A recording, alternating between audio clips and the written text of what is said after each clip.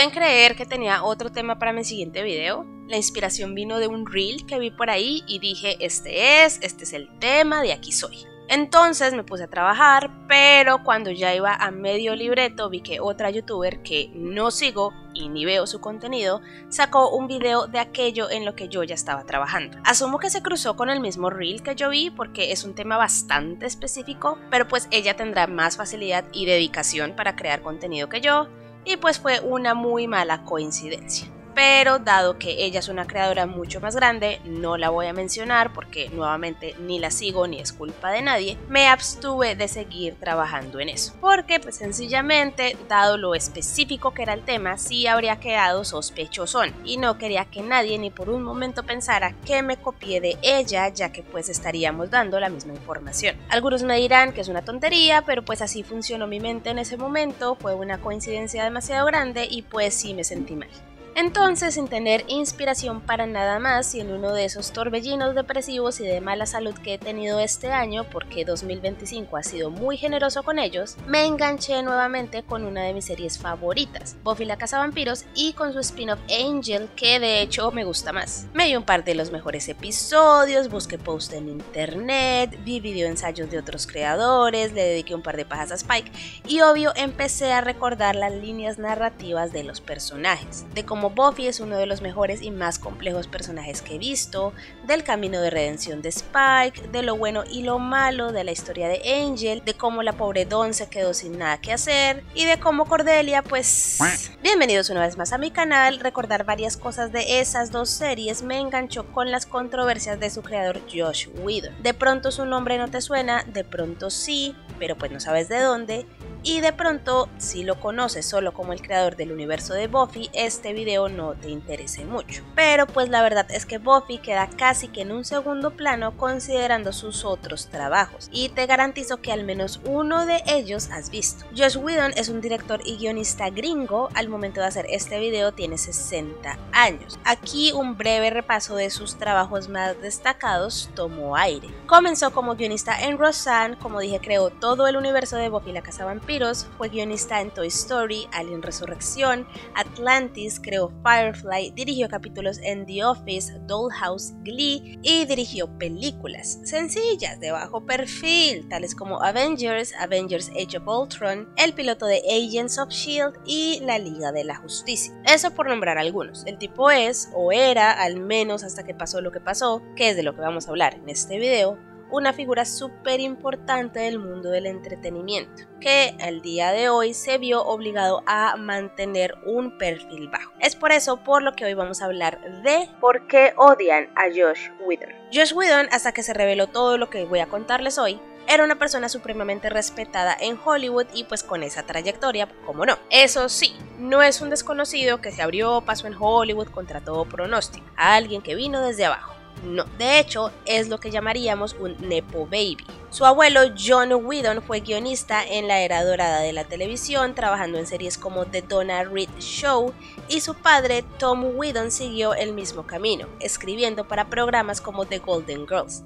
Entonces, eso de escribir para shows fue un amor que surgió desde muy temprano y pues Josh tuvo todos los medios para lograrlo. Como para saber si su infancia influenció sus decisiones de adulto, en este artículo que salió de Vulture se cuenta que él tenía el cabello rojo y largo, lo que hacía que lo confundieran como una niña, algo que él dice que no le molestaba, que la dinámica familiar era que, siendo el menor de 3 hermanos, era bulleado por ellos hasta el cansancio y dedicaba una buena parte del tiempo a planear cómo vengarse de ellos. Y que, conectado a eso de que lo confundían con una niña, se identificaba con lo femenino, tal vez como prueba de su conexión con su madre. Ella era caprichosa y reservada, pero lo asustaba menos que su padre, y especialmente sus hermanos, monstruos admirables que lo intimidaban hasta el cansancio. Cuenta que sus padres le aplicaban la ley del hielo a él y a sus hermanos si los niños no los entretenían o si no eran lo suficientemente divertidos con lo que hacían. También contó la anécdota de que cuando tenía 5 años, un amigo que tenía un niño que tenía tan solo 4 años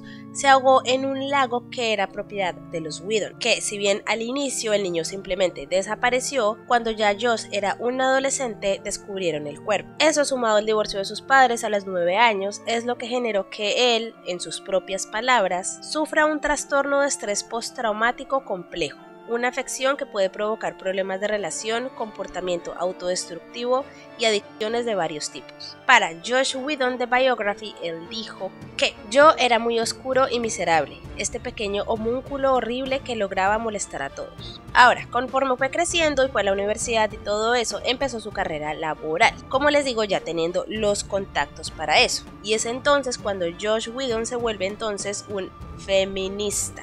No es cierto, qué mentiroso. Admiraba a las mujeres fuertes como su madre, pero había descubierto que era capaz de hacerles daño, normalmente acostándose con ellas y gosteándolas. Más tarde le diría a su biógrafo que esta dualidad le daba una ventaja sobre las chicas de su clase universitaria sobre feminismo, cuando se trataba de hablar de las relaciones entre los sexos. He visto al enemigo, dijo, y está en mi cerebro. Empezó a maquinar entonces una historia en la que alguien resulta ser muy importante, aunque las otras personas no lo tomen en serio. Cito: me llevó mucho tiempo darme cuenta de que estaba escribiendo sobre mí, me dijo, y que mi sensación de impotencia y ansiedad constante era la base de todo. Sin embargo, su avatar no era un joven temeroso, sino una chica hermosa con un coraje extraordinario. Quería ser ella y quería follar. Josh entonces pensó en el concepto de un callejón oscuro en el que un monstruo ataca a una chica, la típica rubia. El plot twist es que la chica se sabe defender y acaba con el monstruo sin problemas. Y es así que nació el concepto de Buffy la cazavampiros, y fue así como Whedon alcanzó la fama mundial.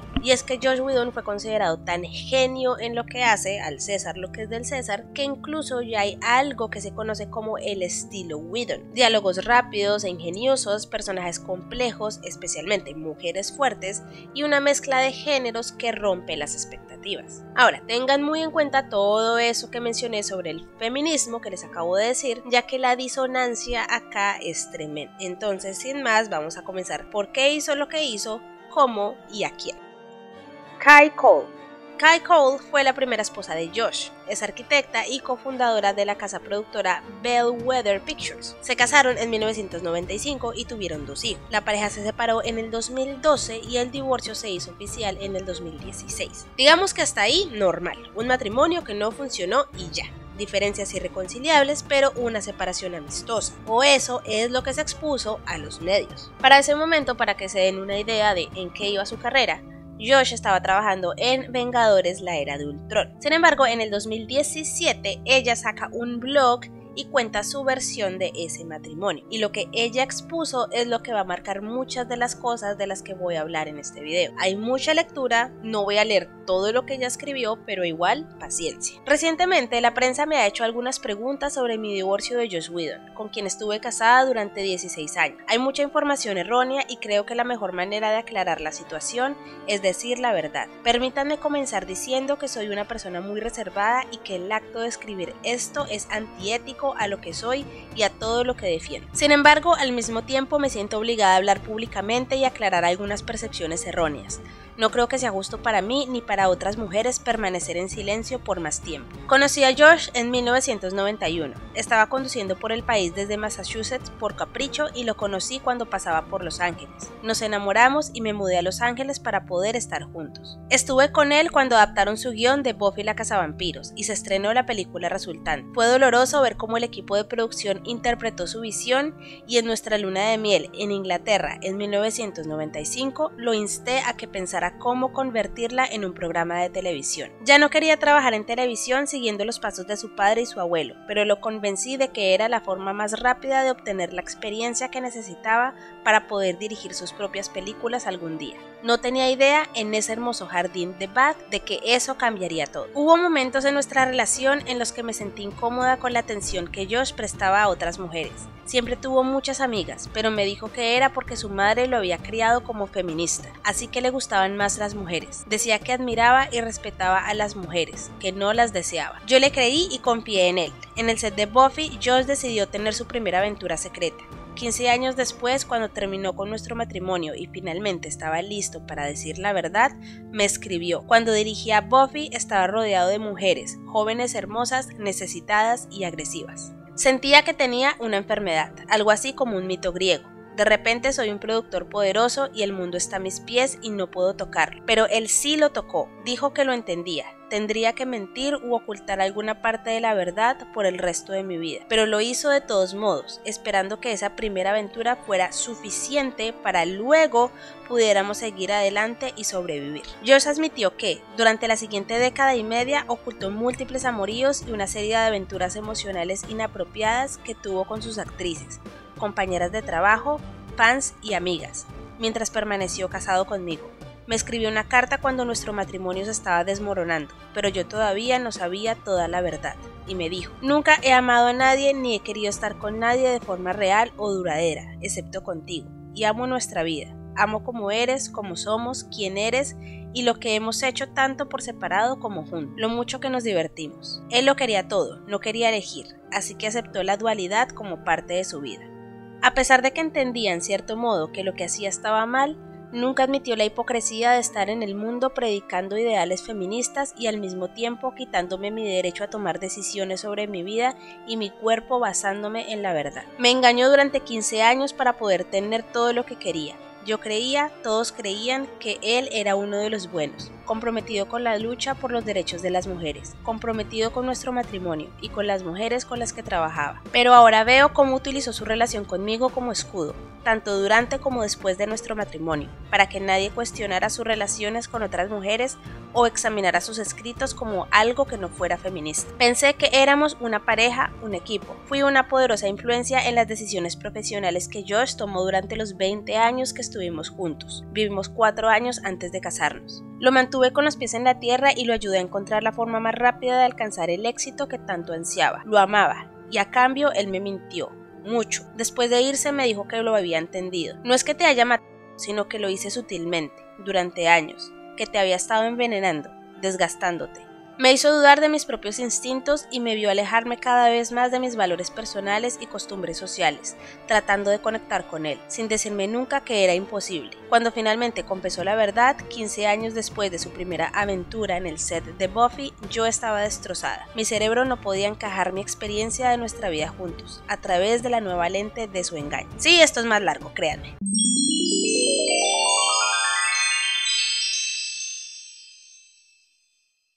Ahora, como les digo, esto no parece ser nada nuevo, pero entre más avancemos, más sentido tendrán las acusaciones y más vamos a entender la gravedad de lo que Kai nos estaba exponiendo en ese momento. Si bien ella intentó destapar una verdad en el 2017, no fue sino hasta el 2020-2021 que todo el mierdero se destaparía, una vez Joss Whedon dirigió su último trabajo más grande: la Liga de la Justicia.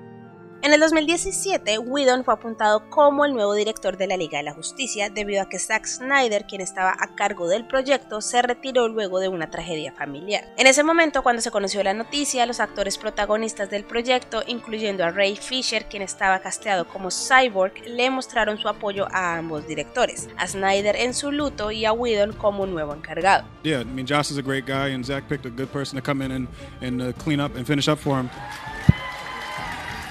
Sin embargo, ese clip que les acabo de mostrar fue republicado nuevamente por Ray en el 2020 diciendo: me gustaría tomarme un momento para retractarme enérgicamente de cada parte de esta declaración. A los pocos días el actor dio un paso al frente exponiendo el trato que había sufrido por parte de Joss Whedon. El trato que Whedon dio al elenco y al equipo de la Liga de la Justicia en el set fue grosero, abusivo, poco profesional y completamente inaceptable. Fue facilitado de muchas maneras por los productores Geoff Johns y Jon Berg. Una experiencia que, tal como él lo diría, sería supremamente importante para un joven negro sin ningún crédito de otro proyecto grande a su nombre y se volvería en la peor experiencia de su carrera. Si bien en ese momento se levantaron algunas alarmas en las que Ray Fisher seguía publicando tweets medio ambiguos, la productora Warner Media lanzó una investigación en la que un juez federal determinó que luego de entrevistar a unos 80 testigos, no hay respaldo creíble para las afirmaciones de animosidad racial o insensibilidad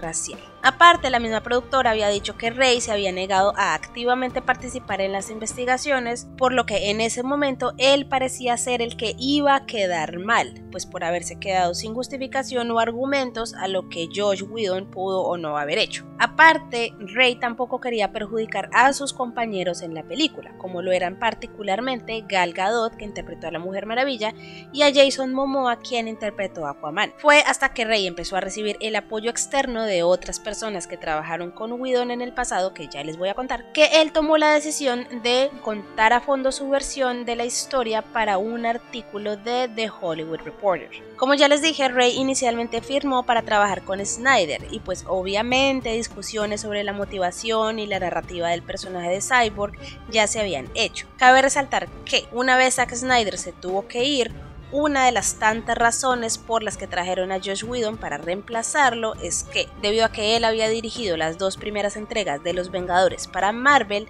y habían tenido un éxito arrollador, la visión de los productores es que Whedon cambiara el proyecto a que no fuera tan oscuro, sino que se apegara más a lo que la muchachada estaba consumiendo, que era pues lo de Marvel. Ray comenta que debido a que Cyborg iba a ser el primer héroe afro que el universo de DC iba a mostrar en una película de live action, Snyder se había tomado esto con toda la seriedad que requería. Esto dijo Chris Terrio, el libretista. Zack y yo siempre consideramos que la historia de Cyborg es el corazón de la película. Tiene el arco de personaje más pronunciado de todos los héroes, comenzando desde un lugar de desesperación y terminando con un sentimiento de que está completo y es amado. ¿Y debido a qué? Pues ambos, director y libretista, eran hombres blancos, llamaron a Ray para que activamente participara en la formación de su personaje. Sin embargo, una vez llegó Joss Whedon al proyecto, Ray sintió que tenía, cito, que explicar algunos de los puntos más básicos de lo que sería ofensivo para la comunidad negra, y que cuando se reunió con Whedon y revisó el nuevo guión, toda la construcción que habían hecho sobre el personaje había sido quitada. Mejor dicho, todo eso que se vio en el Snyder Cut que salió después. Que Joss Whedon le mandó un correo después para ver si tenía preguntas, comentarios o solo elogios efusivos. Y pues Ray dice que se dio cuenta de inmediato que eso era lo único que Joss quería, los elogios efusivos. Ray contestó pues que lamentaba que toda la historia de Cyborg hubiera sido omitida, pero pues siguió adelante. Eso sí, para evitar una mala representación del personaje, sí quiso darle un par de notas a su nuevo director, quien le contestó: siento que estoy tomando notas en este momento y no me gusta tomar notas de nadie, ni siquiera de Robert Downey Jr. Otra información salió después que el director también fue grosero cuando Jason Momoa y Gal Gadot se le acercaron con la misma intención de darle notas para algunas líneas que tenían sus personajes. Con respecto a esto específicamente, Joss Whedon nunca comentó nada. Ahora, Ray nos sigue contando que trató de contactar a mediadores en la situación, es decir, a los mismos productores que mencionó en su tweet, y que la respuesta fue: nosotros no podemos enojar a Joss. El representante de ese productor salió a decir que él nunca había dicho eso, pero que sí había dicho que era mejor acercarse a Joss Whedon cuando no estuviera tan preocupado y estuviera más receptivo a las sugerencias. Otra de las revelaciones que hizo Ray Fisher es que se enteró que una de las conversaciones que estaban teniendo director y ejecutivos sin el actor es que no podían tener un hombre negro enojado en el centro de la película, dado que Cyborg sonreía como 2 veces y ya. No voy a poner cada respuesta del representante, del productor, de la ejecutiva, del no sé qué, porque ya sabemos que eso se lavan las manos de la forma más diplomática que puedan, y si surge algún problema, pues de eso ellos no se untan. Entonces, ante esta declaración dijeron alguna vaina como: ay, es que queríamos agregar alegría a la película de superhéroes. Cito: Jones les dijo a Fisher que debería interpretar al personaje menos como Frankenstein y más como el bondadoso Quasimodo. Fisher dice que para demostrar la apariencia que quería, Jones inclinó su hombro en lo que a Fisher le pareció una postura servil. Para Fisher había una gran diferencia entre interpretar a un personaje que nació con una discapacidad y uno que había sido transformado por un trauma, y sintió que Cyborg era una especie de Frankenstein moderno. No tenía ninguna intención de interpretarlo como un individuo jovial que limpia catedrales, dice. Pero que por más de que Ray lo intentara, los productores no escucharon lo que tenía que decir. Era como si estuviera asumiendo cómo responderían las personas negras en lugar de seguir el consejo de la única persona negra, hasta donde yo sé, con algún tipo de impacto creativo en el proyecto. Esta es una conversación más de tipo creativo que involucra a toda la productora que quería copiar la fórmula de Marvel más que algo relacionado con el comportamiento de Joss Whedon como tal. Entonces no me voy a adentrar más en ese tema. De lo que sí se habla, por ejemplo, es de la presión que le pusieron a Rey para que dijera la frase que Cyborg dice en su versión animada. ¡Booyah! ¡Booyah! ¡Booyah! Y que Rey no quería. Entonces...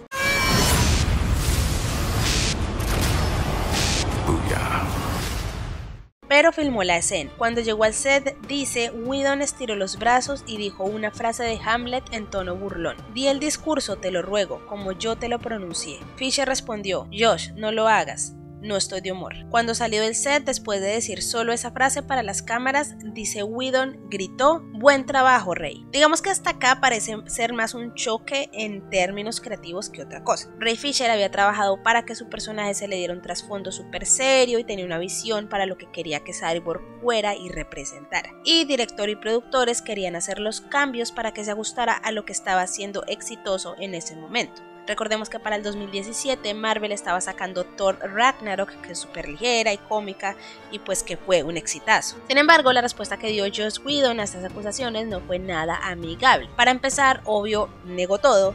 Eso con respecto a crear un mal ambiente laboral. Whedon insiste que pasó horas discutiendo los cambios con Fisher y que sus conversaciones fueron amistosas y respetuosas. Ninguna de las afirmaciones que Fisher hizo en los medios era cierta o merecía ser discutida. Y el mismo Whedon remató diciendo, estamos hablando de una fuerza malévola, estamos hablando de un mal actor en ambos sentidos. Rey contestó a través de su Twitter. Parece que Joss Whedon tuvo que dirigir un final después de todo, en lugar de abordar todas las mentiras y bufonadas de hoy. Y ahora, ustedes dirán que esto es solo una discusión profesional que se salió de proporción. Y digamos que sí, si solo Ray Fisher hubiera tenido problemas con el director. Pero como les digo, otros nombres como Gal Gadot y Jason Momoa fueron traídos a colación. Para un post del 2020, Jason Momoa hizo pública una foto con y en apoyo a Ray diciendo, esta mierda tiene que parar y debe ser investigada. Ray Fisher y todos los demás que experimentaron lo que pasó bajo la vigilancia de Warner Bros. Pictures necesitan una investigación adecuada. Creo que es una mierda que la gente haya publicado un anuncio falso de Frosty sin mi permiso para intentar distraer la atención de Ray Fisher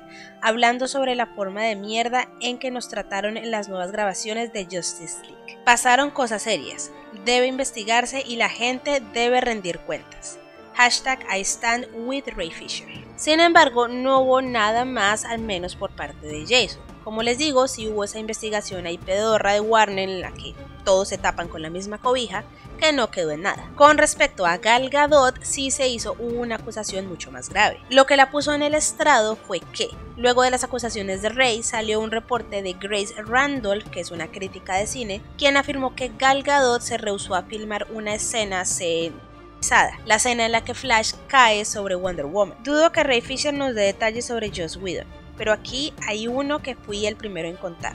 Gal Gadot no quería filmar esta escena, así que Whedon la hizo con una doble, por eso no se le ve la cara. Cuando busqué esa escena en YouTube, un comentario me hizo recordar que casualmente en la era de Ultron hay una escena similar entre Bruce Banner y Natasha. En respuesta a esto, el fotógrafo Jason Lavoy, quien había trabajado con Rey, contestó: no olvides añadir que la encerró en una habitación y la amenazó con acabar con su carrera si no hacía la escena. Eso es muy importante y no se debe omitir. Ese incidente se detalla un poco más en ese artículo de The Hollywood Reporter. Ahí se habla de una fuente que afirma que Gal Gadot tenía múltiples preocupaciones con la versión que se mostraba de su personaje en la nueva versión que Whedon estaba haciendo. Esto incluye cuestiones sobre que su personaje era más agresivo que su personaje en Wonder Woman. Quería que el personaje fluyera de una película a la siguiente. Y que entonces Joss Whedon la habría presionado para que dijera esos nuevos diálogos que a ella no le gustaban. Amenazó con dañar la carrera de Gadot y menospreció a la directora de Wonder Woman, Patty Jenkins. Ray Fisher nunca se refirió a este incidente, entonces lo que se sabe es lo que contaron otros testigos. Uno cuenta que luego de ese enfrentamiento, Joss se jactó de que había tenido una discusión con Gal. Le dijo que él era el escritor y que ella se callaría y diría las líneas, y que él podría hacerla parecer incapaz increíblemente estúpida en esta película. Cuentan que luego de esto se tuvo que tener una reunión con los productores y un representante de Warner. Entonces, al final, la única pronunciación de Gal Gadot fue: tuve problemas con Whedon y Warner Brothers. Los manejé de manera oportuna. Eso en ese momento. Ya luego ella sí hablaría un poco más en detalle de cómo fue su experiencia. Me sorprendió la forma en que me habló. Te sientes mareada porque no puedes creer que te haya dicho esto. Y si me lo dice a mí, obviamente se lo dice a muchas otras personas. Estaba sacudiendo árboles tan pronto como sucedió, y debo decir que los jefes de Warner Bros. Se ocuparon de ello. Volviendo al sentido de rectitud que tengo, simplemente hice lo que sentí que tenía que hacer, y fue decirle a la gente que no está bien. ¿Me diría lo mismo si yo hubiera sido un hombre? No lo sé. Nunca lo sabré, pero mi sentido de la justicia es muy fuerte. Me sorprendió la forma en que me habló, pero sea como sea, ya pasó. אנחנו מדברות בדיוק מתפרסם שאחד היוצרים של ליגת הצדק לא אהב שרצית להכניס שינויים בדמות שלך, ואפילו אמר ככה לפי הפרסום שהיא צריכה להיות יפה ולהגיד את השורות שלה, ולא היית מוכנה לעבור על זה בשתיקה. לא. מה שהיה לי עם ג'וס בגדול, זה שהוא כאילו איים לי על הקריירה ואמר לי שאם אני אעשה משהו, אז הוא ידאג שהקריירה שלי תהיה אומללה. ופשוט טיפלתי בזה בו במקום. Whedon trató de defenderse de esta situación con Gal Gadot al hecho de que el idioma nativo de ella no es inglés. El inglés no es su primera lengua y tiendo a ser molestamente florido en mi discurso. Ella dijo que obvio no, que ella lo entendía perfectamente y aseguró que no volvería a trabajar con él. Y es que pareciera que Whedon se encargó de no llevarse bien con absolutamente nadie, ni siquiera con la leyenda Jeremy Irons, quien interpretó a Alfred. Cuando salió la versión de Snyder se le preguntó a Jeremy Irons si había visto esa versión, a lo que él dijo que no, pero que sí estaba interesado ya que había hablado con Zack directamente del tema. Cito: Irons añadió: no podría haber sido peor, aparentemente refiriéndose a la versión de Whedon de The Justice League. Cuando el entrevistador confesó que pensaba que la de Whedon era terrible, Irons simplemente respondió: bueno, yo también. Luego de todo esto, el personaje de Cyborg fue removido de hacer una aparición en la película de Flash, decisión que Ray Fisher dice que no comparte, pero pues que no le sorprende tampoco. Y es que para ese proyecto Ray sí había grabado material. A pesar de la idea errónea, la participación de Cyborg en The Flash fue mucho más grande que un cameo, y aunque lamento la oportunidad perdida de traer a el alter ego de Cyborg, Victor Stone, de vuelta a la pantalla, generar conciencia sobre las acciones del director de DC Films, Walter Hamada, demostrará ser una contribución mucho más importante para nuestro mundo. Y cualquier otra investigación, bien, gracias. Ya para acabar con esta parte, también cuando salió la versión de Zack Snyder, la gente no pudo evitar notar cómo en la versión de Whedon las mujeres eran caracterizadas. Hubo cambios no solo en Wonder Woman, sino que también en la caracterización que se le dio a las Amazonas, a Lois Lane e incluso a inserte personaje sin nombre aquí, obviando también aquellas escenas en donde Gal Gadot era más sexualizada. Ahora, porque yo me los conozco mosco, de seguro saldrá alguno a defender las cosas que yo conté aquí, que sí, que estuvo mal en amenazar a Gal Gadot, pero y se viene la lista de excusas. La vaina es que lo que sucedió en el set de la Liga de la Justicia solo fue una especie de compilación de cosas que Whedon ya estaba habituado a hacer, y cuando Ray Fisher destapó la olla es que nos vinimos a enterar de eso, de que era un patrón que tenía en varias de sus producciones y especialmente en la que se considera como su magnus opus, Buffy la cazavampiros. El cast de Buffy. James Marsters interpretó a Spike a partir de la temporada 2 de Buffy. Ahora, y esto es algo que el mismo James ha dicho, como la idea general del concepto de Buffy es que los vampiros eran una metáfora de las cosas a las que uno se enfrenta en la adolescencia, el personaje de Spike no fue concebido para durar mucho. Los vampiros eran este mal por derrotar. Solo había puesto para un vampiro sexy que no estaba destinado a ser eliminado, y ese era Angel, interpretado por David Boreanaz. Entonces, la idea inicial era que Spike llegara, hiciera lo suyo, fuera eliminado por Buffy y eso era todo. Sin embargo, la recepción del público fue tan buena que la producción del programa presionó para que Spike siguiera en el programa, lo que consecuentemente cambiaría la visión que tenía Joss Whedon para su creación. I was basically ruining his show. That is going to change the show from being about a teenager overcoming adolescence into a show where those problems are kind of sexy, aren't they? All this psychotic. I was killing people all the time. I was shredding them. And the audience was going, oh, we want more of that. Joss was like, no, the point is that you overcome the evil. That's the point. Entonces, de tener planeado que apareciera por 2 episodios, estos se extendieron a unos 5, luego a toda una temporada, luego a todas las temporadas de Buffy y luego a la última temporada de Angel. Esto llevó entonces a una ocasión, aunque realmente él no revela en qué momento fue, en que Whedon lo empujó contra una pared. If I was in his shoes, I would have killed me off. I wouldn't have pushed me up against the wall. I just would have killed him off immediately. But he didn't do that. No, he didn't. He just got frustrated and figured it out. But there was that day when he pushed me up against the wall. Well, how did it start? Did he immediately go up to you? I don't remember how it started. You don't remember? I just were have this people image there? of him. Yeah. And he's in my face. He goes, I don't care how popular you are, kid. You are dead. You are dead. You got me. Ahora, sí leí por ahí que mucha gente asume que a modo de que el público perdiera ese amor por Spike, a Whedon se le ocurre esa escena en la que él trata de forzar a Buffy a tener relaciones. Escena que James detestó hacer, lo cual describe como el peor día laboral de su vida, y que de hecho lo mandó a terapia. The repercussions of doing that would sort of make people dislike your character. I wasn't thinking of that. I was just having to do that to say. Sin embargo, esa escena no fue escrita por Whedon, esa escena fue escrita por una escritora, sí, mujer, que tuvo una experiencia similar con un ex. También, a modo de fun fact, el actor a partir de ahí pone una cláusula en todos sus contratos de que no va a filmar una escena similar nuevamente. Michelle Trachtenberg interpretó a Dawn, hermana menor de Buffy, a partir de la 5ª temporada. En ese momento la actriz tenía 15 años. Cuando salieron todas las acusaciones en masa del comportamiento de Whedon hacia el cast, Michelle se pronunció en un post de Instagram replicando el post que hizo la misma Buffy, Sarah Michelle Gellar. Si bien estoy orgullosa de tener mi nombre asociado con Buffy Summers, no quiero estar asociada para siempre con el nombre de Joss Whedon. Apoyo a todos los sobrevivientes de abuso y estoy orgullosa de ellos por hablar abiertamente. Michelle entonces se pronunció sobre esta pronunciación, en una vaina que la verdad dejó más preguntas que respuestas. Gracias Sarah Michelle Gellar por decir esto. Soy lo suficientemente valiente ahora como una mujer de 35 años para publicar esto, porque esto se tiene que saber. Siendo adolescente él tenía un comportamiento inapropiado. Muy inapropiado, y ahora la gente sabe lo que Joss hizo. El último comentario que haré sobre esto es que había una regla que decía que no se le permitía volver a estar solo en una habitación con Michelle.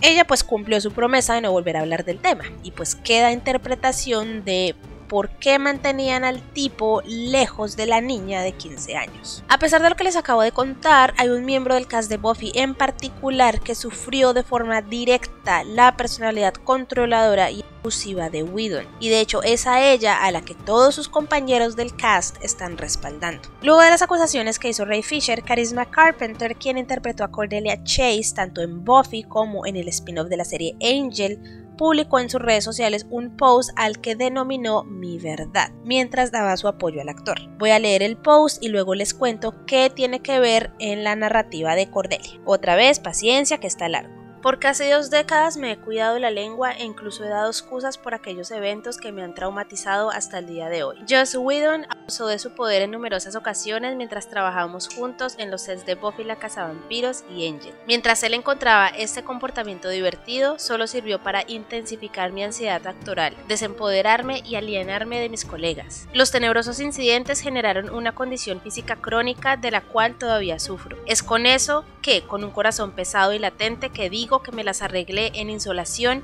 y a veces destructivamente. El verano pasado, cuando Ray Fisher acusó públicamente a Joss de comportamiento no profesional y abusivo hacia el cast y equipo durante las regrabaciones en el set de la Liga de la Justicia en el 2017, me destrozó. Joss ha tenido una historia de ser casualmente cruel. Él ha creado un ambiente de trabajo tóxico y hostil desde inicios de su carrera. Lo sé porque lo experimenté de primera mano, repetidamente. Como sus continuas amenazas pasivo-agresivas de despedirme, lo que causa estragos en la autoestima de un joven actor, y con crueldad llamándome gorda a otros colegas cuando tenía 4 meses de embarazo, pesando 126 libras. Él era malo y ácido, despectivo con otros abiertamente y seguidamente jugando con favoritos, enfrentando a las personas una contra la otra para que compitieran y lucharan por su atención y aprobación. Él me llamó para una reunión sentada para interrogarme y humillarme con respecto a un tatuaje de un rosario que me hice para sentirme más arraigada espiritualmente en un ambiente laboral cada vez más volátil que me afectaba físicamente.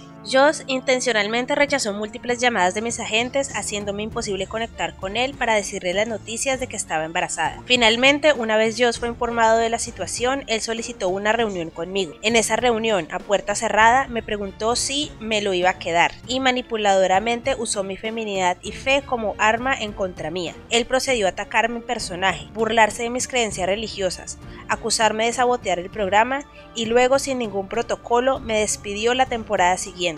Una vez di a luz. Con 6 meses de embarazo se me pidió que me reportara al trabajo a la 1 de la mañana, luego de que mi doctor me hubiera recomendado recortar mis horas de trabajo. Debido a días largos y físicamente demandantes y el estrés emocional de tener que defender mis necesidades como una mujer trabajadora embarazada, empecé a experimentar contracciones Braxton Hicks. Era claro para mí que esa llamada a la 1 de la mañana era retaliatoria. En ese entonces me sentí impotente y sola. Sin ninguna otra opción me tragué el maltrato y continué. Después de todo tenía un bebé en camino y yo era la proveedora primaria de mi creciente familia. Desafortunadamente todo esto estaba pasando durante el tiempo más maravilloso en una nueva maternidad. Toda esa promesa y alegría fue succionada inmediatamente. Y Joss era el vampiro. A pesar del acoso, una parte de mí igual buscaba su validación, excusaba su comportamiento y reprimía mi propio dolor. Incluso he manifestado en público en convenciones que trabajaría con él nuevamente.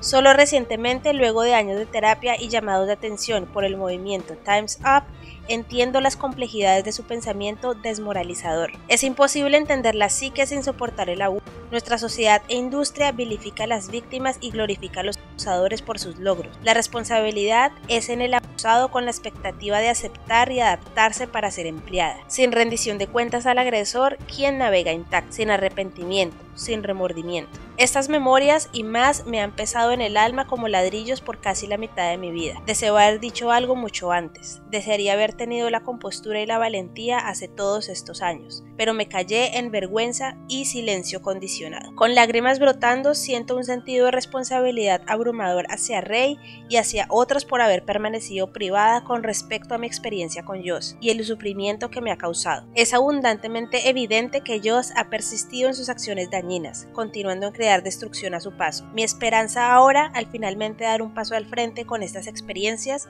es crear un espacio para la sanación de otros que conozco han experimentado similares series de abusos de poder. Recientemente participé en la investigación de Warner's Media Justice League porque creo que Rey es una persona de integridad quien está diciendo la verdad. Su despido como Cyborg en The Flash fue la gota que derramó el vaso para mí. Aunque no estoy sorprendida, estoy profundamente dolida por eso. Me perturba y me entristece que, en 2021, los profesionales todavía tengan que escoger entre denunciar irregularidades en el trabajo y seguridad laboral. Me ha tomado tanto tiempo reunir la valentía para hacer esta declaración pública. Su gravedad no se ha perdido conmigo. Como una madre soltera de la cual el sustento familiar depende de mi trabajo, estoy asustada. A pesar de mi miedo acerca de su impacto en mi futuro, no puedo seguir permaneciendo en silencio. Ya era hora y era necesario. Es el momento.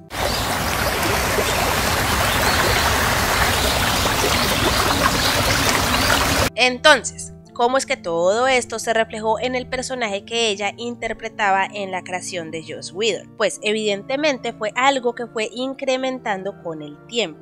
Hasta acá no he mencionado mucho la historia como tal de los personajes porque no ha sido relevante para el tema del video. Sin embargo, sí me veo obligada a dar muchos spoilers de la historia de Cordelia Chase, ya que el trato a la actriz se veía reflejado en el trato que le daba la serie al personaje. Entonces, spoilers de una serie de más de 25 años. Cordelia empieza como la típica mean girl en el colegio de Buffy.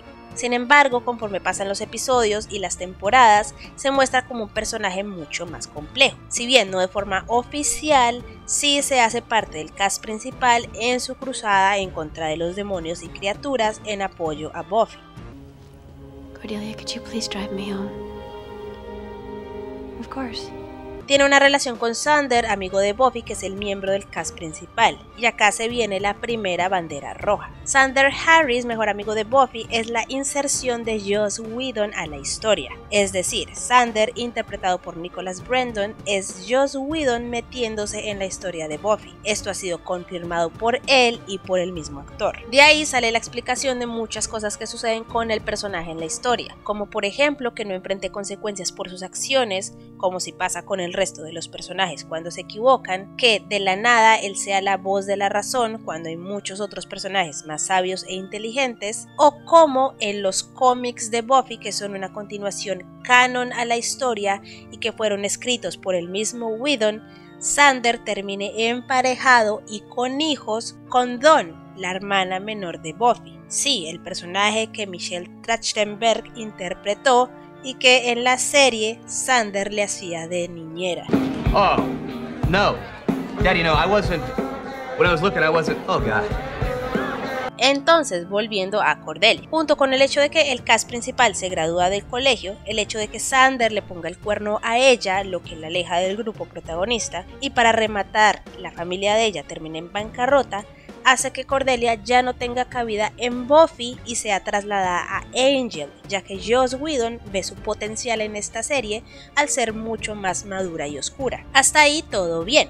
A pesar de eso, algunos fans sí han criticado el hecho de que en Buffy, si bien Cordelia era niña rica y popular, era buena estudiante y con grandes expectativas académicas, y que ahora, estando en Angel, haya comenzado como una chica bonita, tonta e ingenua y con aspiraciones a actriz que no van a ningún lado, cuando pues ella antes no había expresado esos deseos, pero pues bueno. Igual esa personalidad de Cordelia no duró mucho, ya que más temprano que tarde se volvería en uno de los personajes mejor escritos, más maduros y mejor desarrollados de ambas series, al punto de ser el nuevo interés amoroso de Angel. Detalle que para mí como fan no tiene mucho sentido, pero igual no dejo de amarlos. Y es entonces para el 2002, en lo que Angel transicionaba de su tercera a cuarta temporada, que Carisma queda embarazada. Cuando Carisma lo acusó, la respuesta de Whedon fue: no fui educado después de enterarme de que Carisma estaba embarazada.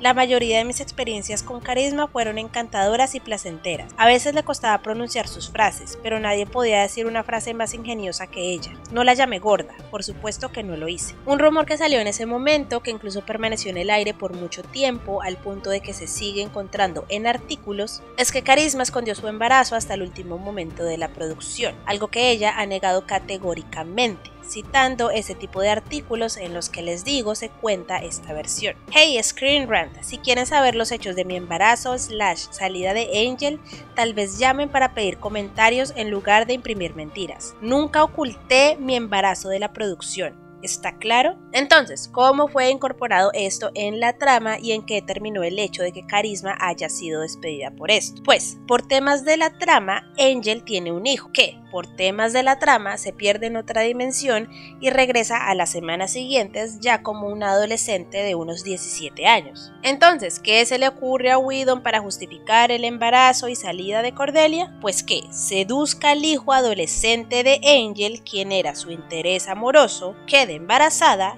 y luego caiga en coma. Just need a moment. Ahora, si se revela que esa no es Cordelia realmente, sino una entidad maligna que la estaba abusando y es por eso por lo que no puede soportar los efectos y termina en coma, pero para ese momento sí se notó mucho el maltrato al personaje, debido a que esta verdad solo se revela hacia el final de la temporada, cuando ya los espectadores se han formado esta nueva idea del personaje de Cordelia. Y lastimosamente el maltrato y el irrespeto no acaban ahí. Para el episodio 100 de Angel, Whedon quería que fuera un capítulo especial. Inicialmente quiso que Buffy hiciera una aparición, sin embargo, debido a que Buffy como serie televisiva ya había acabado, no pudo contar con Sarah Michelle Gellar. Entonces a él le tocó agachar la cabeza y llamar a Carisma para que lo ayudara con esa aparición especial. Ella, a pesar del maltrato recibido, aceptó hacerlo, también con la intención de que Cordelia tuviera una última aparición mucho más digna que sencillamente andar ahí en coma. Solo le dio a Whedon una única condición: que no desviviera el personaje de Cordelia. Ella apareció, hizo el capítulo con un lindo final. One for the road.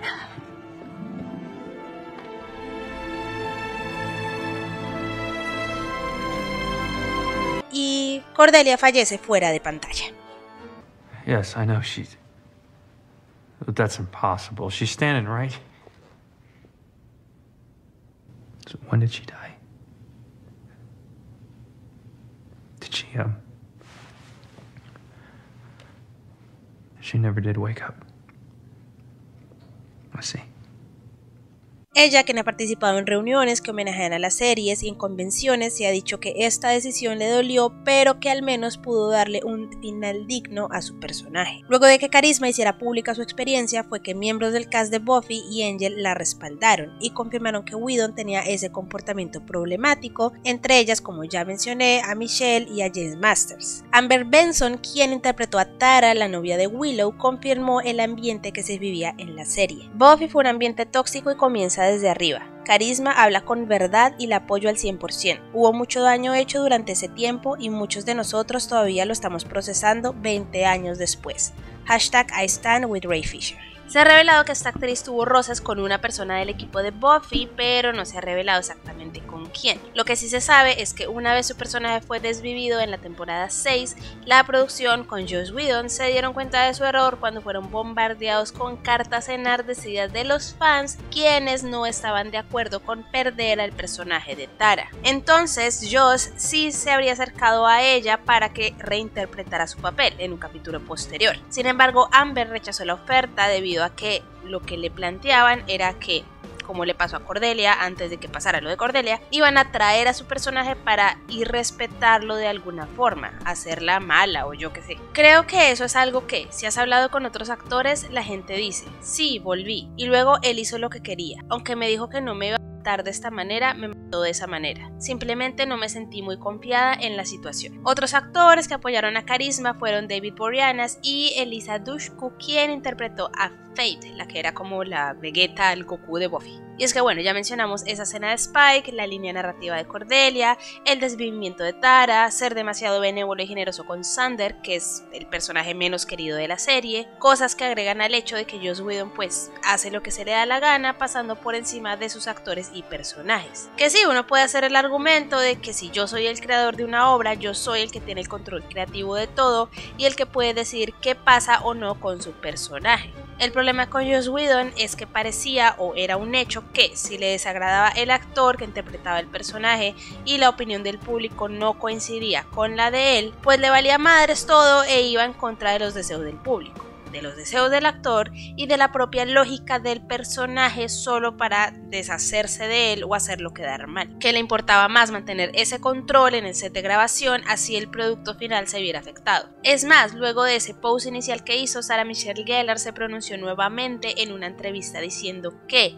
a pesar de lo que Buffy representa, durante mucho tiempo estuve en un set que creo que era conocido por ser un set masculino extremadamente tóxico, y eso se arraigó en mi cabeza, que así eran todos los sets, y que las mujeres se enfrentaban entre sí, que si las mujeres se hacían amigas, entonces nos volvíamos demasiado poderosas, así que tenías que mantener eso bajo control. En el libro de Evan Ross Katz, Into Every Generation a Slayer is Born, How Buffy Stake Our Hearts, que coincidió con el aniversario 25 del show, otros miembros del cast y del equipo hablaron de ese ambiente que se había generado. La diseñadora del vestuario, Cynthia Bergstrom, dijo: "Yo siempre me habló de cómo el programa trataba sobre una joven que se convertía en una mujer empoderada y de cómo, y esto es lo que realmente me molesta, él no quería ver a la bella rubia victimizada, quería verla como la heroína de la historia. Y ahora, a la luz de todo lo que ha salido a la luz, solo estoy pensando, ¿por qué diablos victimizaste a todo el mundo? ¿Por qué traumatizaste? ¿Qué te pasa?". Danny Strong, quien interpretó a Jonathan, también se pronunció en ese libro diciendo que estas acusaciones iban mucho más allá. "Mira, mi experiencia en el set fue muy positiva, incluidas mis interacciones con Joss, así que no era consciente de lo tóxico que era el set para algunas personas, y parece que para quienes era tóxico era para las mujeres realmente atractivas, para ellas era para las que estaba creando experiencias laborales realmente desagradables, y no es en el estilo típico de una cosa ni siquiera. Estas historias son un poco atípicas en cuanto a la creación de este ambiente mezquino, casa de instituto, en el que las chicas guapas se enfrentan entre sí. Estoy seguro de que hay mucha profundidad psicológica en lo que eso dice sobre Joss. Solo quiero decirte que si tienes 30 y tantos años, que te jodan, eso no es excusa. Para entonces ya deberías saberlo. Eres muy rico, tienes mucho éxito. dame un respiro. Todavía hablas de ser el nerd del instituto que no conseguía chicas. No es excusa para maltratar a la gente. A lo que Dani hace referencia es que Whedon cae en este síndrome de desvivir a la porrista, que se refiere a que se crece con una percepción negativa de las mujeres que representan a la típica porrista de película gringa, hegemónicamente bella, carismática, graciosa y popular. Y como tú no tienes esas características o te gustaría estar con ella, pero sabes que nunca vas a poder, terminas con un resentimiento u odio que es completamente infundado, pero te ves en la necesidad de desahogarte con ella o mujeres que pueden representarla a ella, simplemente por eso, por lo que representa. Creo que esta mentalidad que estamos viendo en él es como la de este nerd de secundaria que está enojado porque a las chicas guapas no les gusta y cuando crezca se enojará con ellas o se juntará con algunas de ellas, y las chicas guapas que no quieran juntarse con él se enojarán con ellas de alguna manera o pondrán a otras chicas en su contra. Y ya por último, Emma Caulfield, quien interpretó a Anya, otro personaje dañado a mi parecer por esas direcciones creativas de Whedon, dijo: bueno, eso finalmente salió. No sé por qué a la gente le tomó tanto tiempo entender que esta persona a la que los fanáticos ponen en un pedestal y piensan que no puede hacer nada malo, finalmente fue destronada. Y ya para finalizar, saliendo del cast de Buffy, una última acusación se sumó a todo esto por parte de uno de los escritores de Firefly, otro de los shows que creó Whedon. José Molina acusó a Joss de ser casualmente cruel mientras hacían la serie y en un Twitter contó: pensaba que ser cruel era divertido, hacer llorar a escritoras durante una sesión de notas era especialmente divertido. De hecho, le gustaba alardear de la vez que hizo llorar a una escritora 2 veces en una reunión. Aunque más acusaciones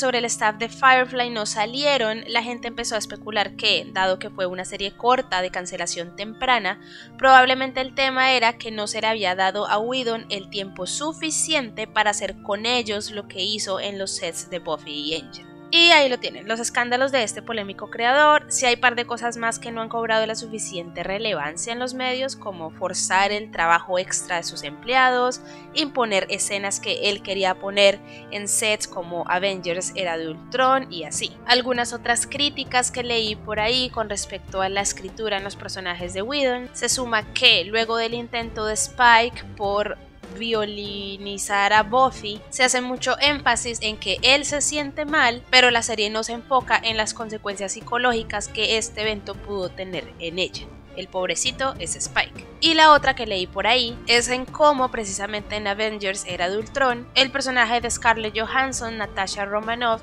se compara con el Hulk y su calidad de monstruo al ella no poder tener hijos. Ya me dirán ustedes si realmente creen que esto también tiene un trasfondo misógino o que sencillamente la gente ya está escarbando mucho. ¿Qué conclusión podemos sacar acá? Pues a ver, yo sé que Whedon no es un Harvey Weinstein y hasta el momento nadie lo ha acusado de algo que merezca consecuencias legales o criminales como un abuso sexual a alguna actriz o trabajadora y así, pero en mi opinión lo que Whedon hizo por años se me hace peligroso porque precisamente está en un área muy gris. Causó daños psicológicos a gente y puso en peligro sus carreras y pues la plata que llevaban a sus casas solo por sus caprichos o prejuicios o misoginia escondida. Whedon es como el ejemplo de este jefe maltratador que usa frases como agradezca que le doy trabajo, si no quiere estar acá se puede ir, hay que ponerse la camiseta, mientras el pobre empleado está sacrificando su salud física y mental porque no puede darse el lujo de perder ese trabajo y como hay un montón de gente a la que le encanta el sabor de la bota corporativa, pues por eso cae en ese área gris. ¿Hasta qué punto él siendo jefe y el creador de todo eso tiene derecho a pasar por encima de la gente? Más o menos lo que dijo Carisma, mucha gente prefiere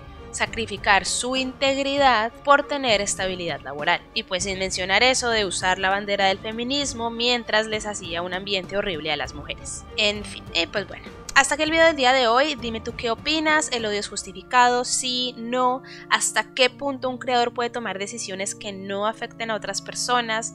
Si vale la pena cumplirle los caprichos con tal de que entregue trabajos de calidad, dime tú qué piensas de todo esto. ¿Te gusta su versión de la Liga de la Justicia? ¿Prefieres la de Snyder? ¿Te gusta Buffy? ¿Angel? Sí, ya sé que va a volver sin Joss Whedon, vamos a ver qué resulta del tema. ¿Viste Firefly? Déjamelo saber todo en comentarios, déjame tu like, suscripción, todas esas cosas que ayudan al canal. Toma agua, aplícate protector solar, corazones negros y calabazas para todos. Tal vez esté muerta, pero sigo siendo bonita y nos vemos a la próxima.